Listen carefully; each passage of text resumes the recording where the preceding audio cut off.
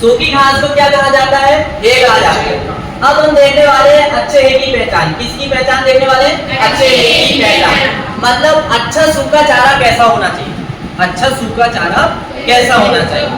क्या उसकी विशेषता होनी चाहिए? क्वालिटीज ऑफ गुड हे। हे में पत्तियों का अधिक होना आवश्यक है। हे में पत्तियों का अधिक होना आवश्यक है, क्योंकि पत्तियां प्रोटीन एवं विटामिन का क्या है? अच्छा स्रोत है। अरे चारा में पत्तियां ही होना चाहिए, डंठल थोड़ी खाएगा पशु। इसीलिए यहाँ सीधी सी बात है, हे में पत्तियां होना आवश्यक है, क्योंकि पत्तियों में ही प्रोटीन एवं विटामिन की प्राप्ति होती है। दूसरा क्या है? हे का रंग हरा होना चाहिए। कैसा होना चाहिए? हरा होना चाहिए। हरा रंग कैरोटीन की पुष्टि करता है। किसकी पुष्टि करता है? पुष्टि का मतलब ये होता है, यदि हरा घास में यदि हे का रंग हरा है, हे का रंग कैसा है? हरा है, मतलब उसमें कैरोटीन की मात्रा अच्छी है। मतलब किसकी मात्रा अच्छी है? कैरोटीन। और कैरोटीन जो है पशुओं के लिए बहुत अच्छा माना जाता है। हे को पुष्प युक्त स्टेज पर बनाना चाहिए। मतलब जब हे के लिए जो चारे वाली फसल आप उगा रहे हो, हे के लिए क्या उगाते हो? मक्का उगाते हो, ज्वार उगाते हो, जई उगाते हो। तो इनको कब काटना चाहिए? जब चारा पुष्प अवस्था में आ जाए। कब आ जाए? पुष्प अवस्था में आ जाए, तब कटाई करनी चाहिए। हे में फफूंद एवं मिट्टी नहीं होनी चाहिए। हे खराब नहीं होनी चाहिए। हे मुलायम होनी चाहिए। कभी क्या है? हे मुलायम होनी चाहिए। क्या है? कुछ पशुओं के दांत टूट जाते हैं तो उनको भी खाने में आसानी हो, इसलिए हे क्या है? ज्यादा कठोर नहीं होना चाहिए। हे में महक उस फसल की आनी चाहिए जिससे उसे बनाया गया हो। मतलब यदि मक्का से हे बनाया गया तो मक्का की ही खुशबू आनी चाहिए। पता चला कि बरसीन की खुशबू आ रही है तो ऐसा तो होता नहीं है। कहने का मतलब मैंने एक एग्जांपल बताया, ठीक है। अब हे का निर्माण देखो, हे का निर्माण कैसे करते हैं इसके बारे में हम थोड़ा सा देख लेते हैं। हे द्विदलीय चारों से बनी अधिक पौष्टिक होती है। जैसे ये दाल वाले चारों से भी बनती है। ये कैसे? दाल वाले चारों से भी बनती है। अब वो चारे कौन से? बरसीन, रिचका, लोबिया आदि। और कुछ हे जो है ग्रेवनी कुल में आने वाली फसलों से भी बनती है। जैसे दूब है, दूब घास, रोड, गिनी आदि, ये घास के नाम, इनसे भी हे बनती है। सर्वप्रथम हे बनाने हेतु फसल को खेत में काट लिया जाता है। समझो कि हे कैसे तैयार किया जाता है। सबसे पहले तो फसल हे बनाने के लिए फसल को काट कर खेत में छोड़ दो। क्या कर दो? खेत में काट कर छोड़ दो। घास की छोटी छोटी ढेरी बना दीजिए, छोटे छोटे बंडल बना, और उसको सूखने दीजिए, जिन्हें आधा घंटे के अंतर पर सावधानी से पलट देते हैं। हे का स्टोर करते समय जल की मात्रा 15% अच्छी मानी जाती है। कितनी होनी चाहिए? 15%। इसको ट्राइपॉड, स्टैंड या तार की फेंसिंग पर खेत में सुखाने के बाद सुखाना चाहिए। कटिंग तरीके से इसे गर्म हवा द्वारा सुखाया जाता है। मान लीजिए धूप तेज नहीं तप रही है तो आप गर्म हवा से भी हम सुखा सकते हैं, लेकिन हमारे मध्य भारत में इतनी अच्छी वातावरण इतना अच्छा है कि गर्मी में बराबर गर्मी रहेगी, सर्दी में सर्दी रहेगी और वर्षा के ऋतु में वर्षा होगी। तो मतलब ये धूप में ही हमारे यहाँ ये बन जाएगी नहीं, क्योंकि धूप अच्छी खासी रहती है। भारत में हे अधिकतर ट्राइपॉड स्टैंड विधि से बनाए जाते हैं। हे बनाने की निम्नलिखित विधियां। अब ये ट्राइपॉड स्टैंड क्या होता है? ये दिख रहा है आपको ट्राइपॉड स्टैंड? 3 पैर दिख रहे हैं? तो ऐसे ही 3 खंबे गाड़कर 1, 2 और 3 इसमें ऐसा तार बांधकर और इसके ऊपर चारा रखकर सुखाया जाता है। इसके ऊपर क्या किया जाता है? चारा रखकर सुखाया जाता है। अब 3 पैर क्यों रखते हैं? 3 पैर में क्या है? तीनों तरफ से हवा और धूप अच्छी लगती है, बीच में चारा नहीं रहेगा गीला वाला। लेकिन 4 पैर लगा दोगे तो क्या होगा?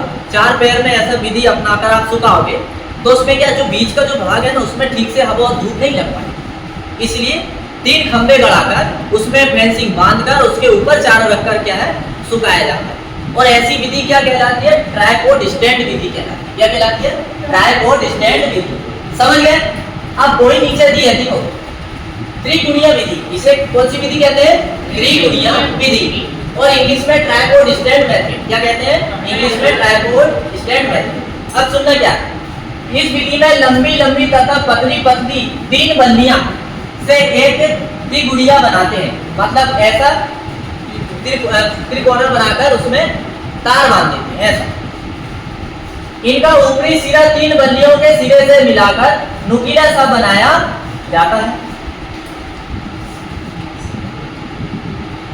यदि सिरे तार, रस्सी अथवा स्क्रू द्वारा एक दूसरे से इस प्रकार जुड़े होते हैं कि मध्य या भंडारित घास में वायु के यातायात के लिए रिक्त स्थान छूटा रहे, पृथ्वी पर इन तीनों बल्लियों के सिरे इस प्रकार रखे जाते हैं कि वे भूमि पर अपने मध्य समद्विबाहु त्रिभुज बनाए।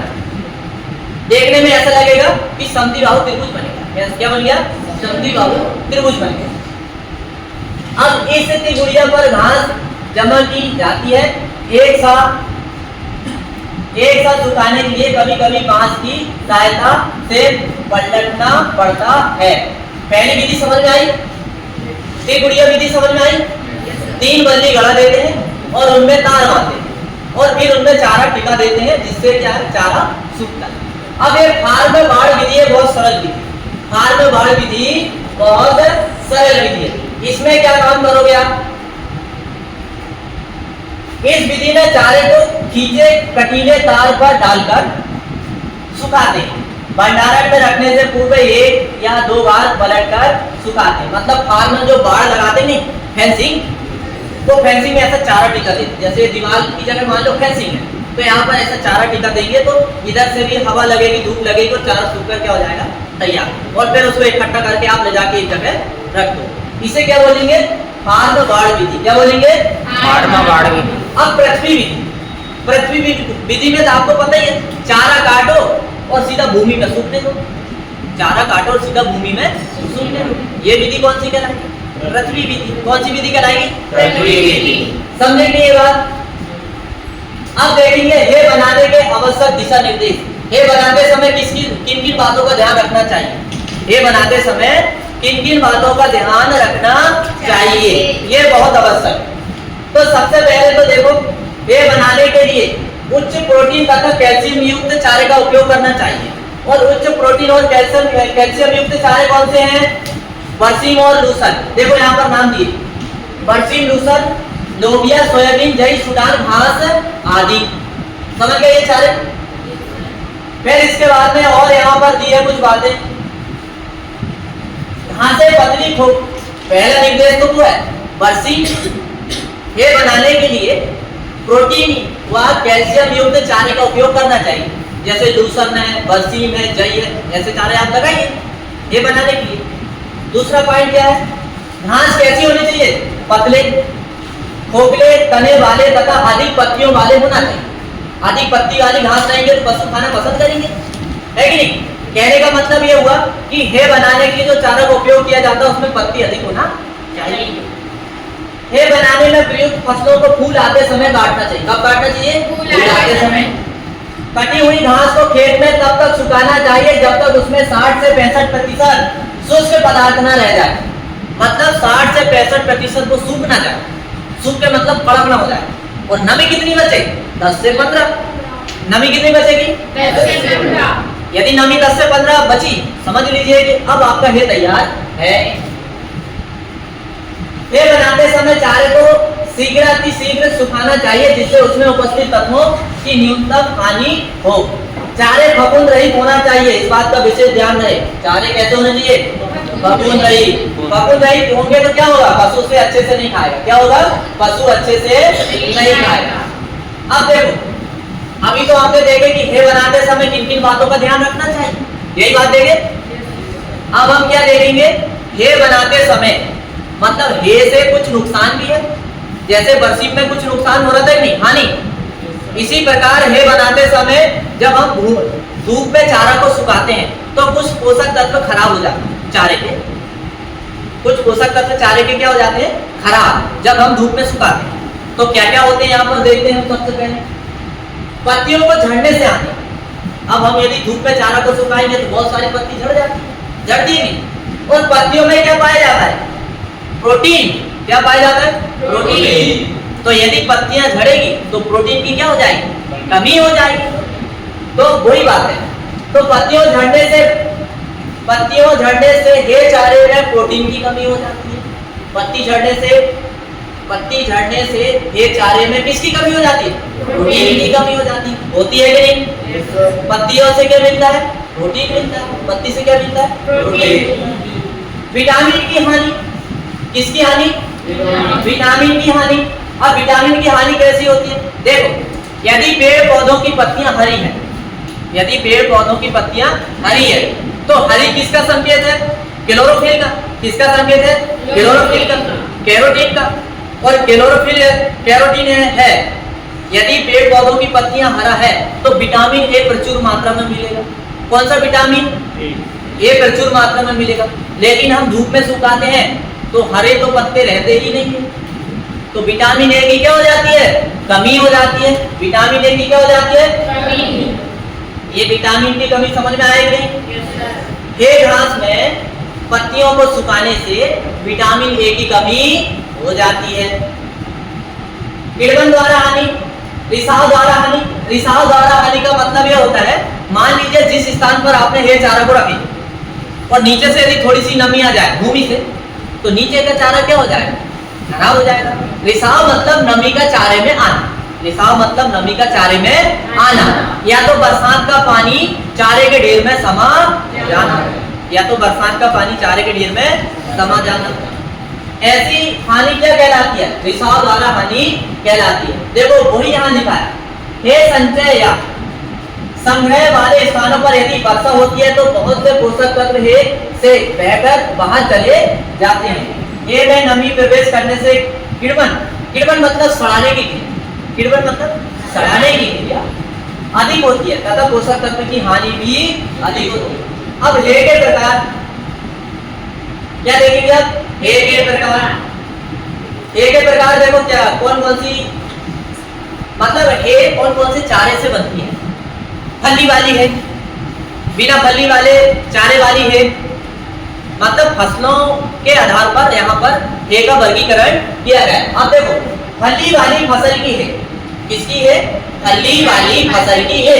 मतलब जो फसलों में फली पाई जाती है उनसे यदि वो हे बनाई गई है कुछ चारों से, तो उसे फली वाली है कहेंगे। उसे क्या कहेंगे?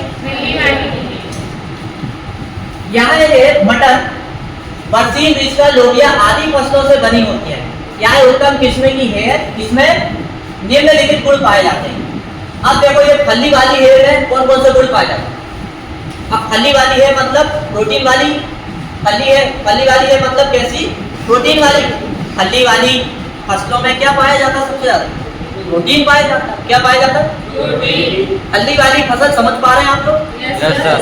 वह फसल जिसके दाने फलियों में रहते हैं, जिसके दाने फलियों में रहते हैं वो, या उनसे दाल बनती है, या उनसे दाल बनती है। और दाल वाली फसलों में प्रोटीन ज्यादा होता है कि नहीं? हाँ। अब एक तो देख लिया आपने फसल कौन कौन सी है? मटर है, बरसीन है, रिस्का है, लोबिया है। अब इनसे फायदे भी है क्या? देखो इनमें 5 प्रोटीन तथा खनिज लवण। खनिज लवण में क्या ज्यादा पाए जाते हैं? फली वाली घास में कैल्शियम एवं फास्फोरस। क्या पाए जाते हैं? कैल्शियम एवं फास्फोरस। इसमें विटामिन ए, डी, ई आदि की अधिक मात्रा पाई जाती है। इसमें फसलों में दूध उत्पादन क्षमता बढ़ती है, यहाँ स्वादिष्ट एवं पाचक होती है। ये फली वाली फसलों से बनाई गई हे की विशेषता, ये फली वाली फसलों से बनाई गई हे की विशेषता है। बताओ है कि नहीं? अब इसके बाद में देखो फली रही, यानी बिना फली वाली फसलों से बनाई गई हे की विशेषता तो हम यहाँ पर देखेंगे। तो देखो घास, अब इसमें क्या है? देखो धूप घास, नेपियर घास, मतलब कि बिना फली वाली फसलें उन्हें कहा जाता है जो ग्रैमनी कुल में आती है। किस में आती है? ग्रैमनी कुल में आती है। तो जो भी घास है वे सब किस कुल में आती है? ग्रैमनी कुल में आती है। किस में आती है? नेपियर घास, सूडान घास, बरमूडा घास आदि। इसमें कुल 5 प्रोटीन कम होता है तथा खनिज लवण एवं विटामिन भी क्या होता है? कम होता है। खनिज लवण तथा विटामिन भी क्या होता है? कम होता है। अनाज वाली फसलें, अनाज वाली फसलें से देखो जो जई, गेहूं, बाजरा से तैयार है इस श्रेणी में आती है। यह है भी उत्तम मानी जाती है। मिश्रित है, अब मिश्रित है का मतलब बहुत सारे चारे मिलाकर बनाई गई है। बहुत सारे चारे मिलाकर बनाई गई है, ऐसी है को क्या कहेंगे? मिश्रित है। अब इसमें फली वाले भी आ जाएंगे, बिना फली वाले भी आ जाएंगे, और कई प्रकार के चारे एक साथ मिलाकर बनेंगे। अब देखो हे से लाभ देखेंगे, क्या देखेंगे? हे से लाभ, क्या लाभ है? हे साइलेज की अपेक्षा कम समय में तथा आसानी से तैयार की जा सकती है। बताइए इसमें कुछ पैसा लग रहा है क्या? काट कर चारा लाइए और उसे सुखा लीजिए, बस आपको स्टोर करते समय ध्यान रखना है। कोई मेहनत लग रही है ज्यादा हे में? नहीं लग रही। अन्य सूखे चारे की अपेक्षा यह सबसे अच्छी होती है क्योंकि इसमें पोषक तत्व की अधिकता होती है। चारों की कमी की अवधि में इसे पशुओं को सुगमतापूर्वक खिलाया जा सकता है। ये तैयार करने में खर्च काफी कम आता है ना, काफी कम।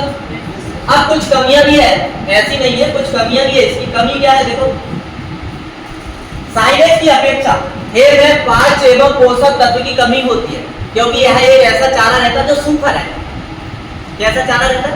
सूखा रहता है। अब सूखा चारा भले अच्छा बनाया हुआ आपने, लेकिन उसमें धूप के कारण पोषक तत्व उड़ जाते हैं।